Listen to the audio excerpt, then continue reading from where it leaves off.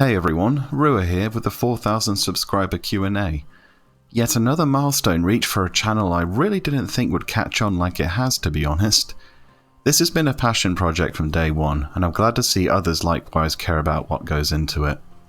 Cheers for all your support, and without further ado, let's get underway. Clint Stevens asks, how do you deal with rogue players in a party? Honestly, there's some people you just can't reason with. This being an MMO, it's best practice to give people, new players especially, the benefit of the doubt provided they've shown some willingness to learn. The counter-argument to that is that, also since this is an MMO, the time invested by all in the group is paramount over the stubbornness of the individual. I tend to give people a shot, but if they're being belligerent or refusing to listen to the constructive input of the group, then I won't hesitate to drop them. To quote Spock, the needs of the many outweigh the needs of the few. Nelakets asks, do you have any favourite REMA alternate weapons that aren't necessarily the best in slot options? A weapon you just like for aesthetics or for other personal reasons? Yep, a few actually. I don't own them, but I really like the look of the Glanzfaust. Those look like they could do some serious damage if you actually use them in person. To be honest, the mythics in general all look very good, but if we're going for pure aesthetics, then it's really hard to top the Tizona. I know that some call it the banana sword, but there's a fair bit of history here. Square Enix likes using historical references when it comes to ultimate weapons, and the Tizona really takes the win here. The real Tizona is one of the national treasures of Spain, and it bears Latin inscriptions down both sides of its blade. Its real-life counterpart is exactly like this, it's just not a scimitar, it's actually a broadsword. Teabags asks, I hope that's Earl Grey by the way. Any feelings about the current state of Asura? I was gone for a while and came back and was just about ruined when I saw the endless stream of guild sellers, job point campers, just an all-round toxic yell environment. I admit that you need a thick skin to handle Asura, as it can get pretty toxic at times. There's honestly not much that can be done about the rampant mercenary scene on the server by this stage, and it's something I've occasionally done myself, I'll admit. Asura to me is like Mos Eisley, densely populated and composed of all manner of weird and wonderful people. Sure, you'll never find a more wretched hive of scum and villainy, but amongst the players of Asura you'll find some very good souls who have decided to pitch themselves on the most populated server just for the company. A discerning Dunmer asks, hey, new face here. I haven't played Final Fantasy XI in years and found myself on something of a nostalgia trip going through your videos. However, in particular it was the lore videos that caught my attention and reminded me of just why I adored this game for such a time. Do you have any plans to continue that series by chance? Yep, I intend to carry on that series. It had to take a back seat to do some important job guides, and I won't deny that I was kinda disheartened to see how few views the last two entries in the series got, but I'm chalking that down to subject matter more than anything. People need to be hooked by a great story and all. Just give me a month or two and I'll get back to it. This next person wanted to remain anonymous. What boss fight or battlefield gave you a really hard time? You tend to make things look really easy. If we're talking about way back when, then the final Arturgon mission BC against Alexander was very hard. Tojil was also a great challenge when Dell first came out before the advent of eye-level equipment. I was actually part of the first NAEU crew that took Tojil down. Shout out to any former Dreamatorium members who might be watching this. Relatively recently though, Tolmuk Curator was really hard and gave my crew a massive headache when he first showed up. I still think Tolmuk Curator is one of the hardest fights in the game. Corey Wallace asks, can you share what it's like tackling content that's totally unknown, Lilith for example? What's the process you go through of figuring out how to counter mechanics and coordinate as a group? I don't show it in my videos, but there's honestly a lot of trial and error that goes into formulating strategies for new content, or when coming up with better ideas of tackling old content. When new content comes around, which we'll be getting soon with the announcement of Odyssey the other day, I often put myself in the healer or tanks role so I have a good view of what's going on. I also record every attempt of said content, win or lose, and go over it whenever people are taking breaks or when they log out and the party breaks. From there I can see what's working, what's not working, and what needs to be adjusted to win, or better yet streamline the win to get the clear time down. I also cannot recommend voice communication apps like Discord enough. Even if attempting content outside my link shell or the usual circles I fly in, then I'll invite people into my private channel where they can listen in, or even talk about what's going on. Some of you watching this might have already been in this channel with me, come to think of it. If you have, then you've possibly been privy to seeing this process firsthand. Draco Malfoy asks, oh look, a celebrity there. Do you ever get sad while playing when you zone into an area that brings back old memories? Absolutely. I stay out of salvage for this exact reason. I used to farm salvage regularly with 3 very good friends of mine who have all now gone on. Joshua Green asks, hey Rua, quick and easy question. What job is your best geared? And would you say it's your favourite job to play as well? If not, then what is your current favourite job to play? All the best, old friend. Well, hello there, Josh. How are things going over there in Australia? My best geared job is easily Dragoon. It's also my favourite DPS to play. Rune Fencer's a close second, but I don't enjoy it anywhere as near as much as you think I might. Khalid Al-Tamimi asks, wait, did I actually pronounce that right? Sorry if I didn't. If I want to keep hate on Paladin sub-rune, do I need to spam all JAs, MAs at the start of the fight, or should I give it some time in between? If you asked me a month ago, I'd have said something completely different to what I would now. Hold tight, the next uploaded video is going to address all the tank jobs and go into this exact thing. It's also going to feature a few cameos. Look forward to it. Leo Smike asks, thoughts on Thief? I'd love to see your take on a Thief guide.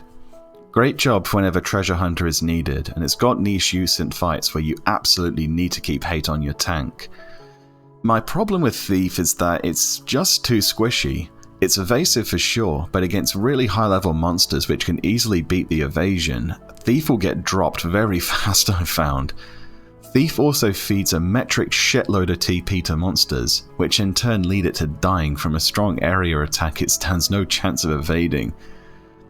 Pains me to say this, especially since you posed this question to me probably not expecting what sounds like a rebuke, but whatever Thief can do damage-wise, a Dancer can match and even surpass while being a lot sturdier. I'm a ways off making a Thief guide, I'm afraid. David Nolan asks, could you do a Summoner guide? I've got a well-known disdain of Summoner and its current application by the community. I think Summoner has great potential as a support role job with great damage potential with its SP abilities, but as it stands, people just use it for mindlessly rolling content. Like Thief, I'm nowhere near ready for a Summoner guide. That's something Frode should do actually. Hey Frode, you up for it? This person wanted to remain anonymous. What are your thoughts on crafting? Will there ever be a guide from you about it, even if it's only a general guide on how to make the best investment of the content or which craft is right for you? I'm a complete idiot when it comes to crafting, I'm afraid. It's all Greek to me. You're never gonna see one. Jasperism asks, with all the jobs you play, how do you not run out of inventory space? I went over this during my appearance on the New Dawn Link Shells podcast, but simply put, I keep all my non-JSC pieces in the wardrobes.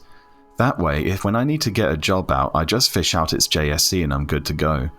It does put a limitation on the jobs I can do, and I have retired 2 jobs since their guides have come out. I'll let you imagine which. Anthony Cafe asks, what are your thoughts on what's in store for 2020 regarding possible content, further job adjustments? We've just had new battle content announced for the March version update, so we'll have to see how that goes. This is something of a pipe dream of mine, but I hope that there's an expansion in the works. There was quite a lull between Wings of the Goddess and Seekers of Adeline of a few years, so I'm hoping it might be the same case here, as remote as it may seem. What gives me some hope is that there's a new Trust Healer NPC also coming out next month, who Square Enix have drummed up as having mechanics completely different to other healers. Could this be the developers experimenting with a concept for a new job? Chemist perhaps? As far as job adjustments go, I want to see Ninja get a major overhaul. It seriously needs it, but like I said earlier, there's a video on it coming up next. Keep your eyes out for it. Will Vasakin asks, do you plan on doing a guide on every job, or are you excluding some? Which ones? Why? Will you add addendums to previous guides if they're out of date, or make a new guide? There's some jobs I'm probably never going to get around to doing, or I'm otherwise just not very good at, so you're not going to see guides for those jobs. I wanted to do Samurai's guide pretty recently actually, but looking at it again, there's far better ones than myself around. I am intending to go back and redo some of my earlier job guides now that my recording gear is better and since said jobs have been updated. The Moghouse asks, favourite quest? Saga of the Serpents. It's actually going to be the next lore video. It's a quest line that explains the origins of Artagan's serpent generals and goes into their own stories. Some of them are pretty remarkable. I won't say any more, you'll just have to watch it when it comes out. This person wanted to remain anonymous. This isn't really a game-specific question, so don't feel compelled to answer it. During your last QA video, you said that you have a PS4, so we know that you're also a console gamer. What have been some of the best console gaming experiences you've had? I really don't mind answering this one. We're all gamers at heart or we wouldn't be here. I've probably played the same staples most other gamers have, like Ocarina of Time and GoldenEye, as well as the PS1 Final Fantasies. Here's just a few of my high points of console gaming. The funniest game I've played is Brutal Legend. If you missed this absolute gem of an adventure game, it basically follows a roadie with Jack Black's voice and likeness assembling an army to rid heavy metal heaven from an invasion of demons. It's as epic as it sounds and hilarious throughout, featuring some great cameo appearances from some of the biggest names in heavy metal, from Judas Priest Rob Halford to the legendary Ozzy Osbourne himself. Well, it's about fucking time. Brutal Legend is a game that seriously needs to show up on the PSN store so it can be experienced by the upcoming generation of gamers. Please? But that's the way the world is today. The best JRPG I've played actually isn't a Final Fantasy game, but it does feature the father of the series, Hironobu Sakaguchi, as the director. I'm of course talking about Lost Odyssey. Everything about Lost Odyssey just works. The premise is original, the world is intriguing, the combat is really strategic, and the characters are all memorable. I think the highlight of Lost Odyssey is the side quest of recalling the expansive memories of its main character, Kai Marganar, an immortal in the vein of Highlander whose experiences really have to be seen to be believed. The way these memories are presented is just top-notch, and their stories are all strikingly gripping. Put it this way, this side quest, 1,000 Years of Dreams is its name, was one of the inspirations for me starting up a lore video series on this channel. But I only wish I could do them as well as they are here. It's just phenomenal. Just one more to close out this answer, then we'll move on. I think the best survival horror games I've ever played are the first and second Dead Space games. Dead Space combines sci-fi with survival horror, and it does it so well to me, it's the exemplar of great game design. As you probably know, I'm a big sci-fi fan, whether it's movies, novels or games, so this game really stuck with me. The aesthetics, the sound design, and the complete lack of a heads-up display take the immersion in Dead Space to the next level. The series unfortunately, and also ironically, itself died at the hands of EA when they folded Visceral, but these games still live on in the memories of gamers. CV Godhand asks, cheers from Phoenix server. I don't have a question, but asking if you can make a weapon skill video, meaning gearing for weapon skill damage. It's something I could do at some point. I should have gone into it during my gameplay tips video, not sure why I didn't, probably because it does need its own video to explain it in depth. Yeah, when my schedule clears up I'll see if I can do one. Michael Gerber says, stop skipping monthly Ambuscade videos because summoner strategy is what everyone is doing, even if it means a 3-minute video. Summoner burning content bugs me, yeah, there's no denying that, but it's not the reason I don't upload Ambuscade videos every flippin' month. As far as I see it, there's no point in me re-uploading a video for an Ambuscade strategy that's already on my channel. I'll compile all my Ambuscade entries into a playlist to make them easier to identify going forward.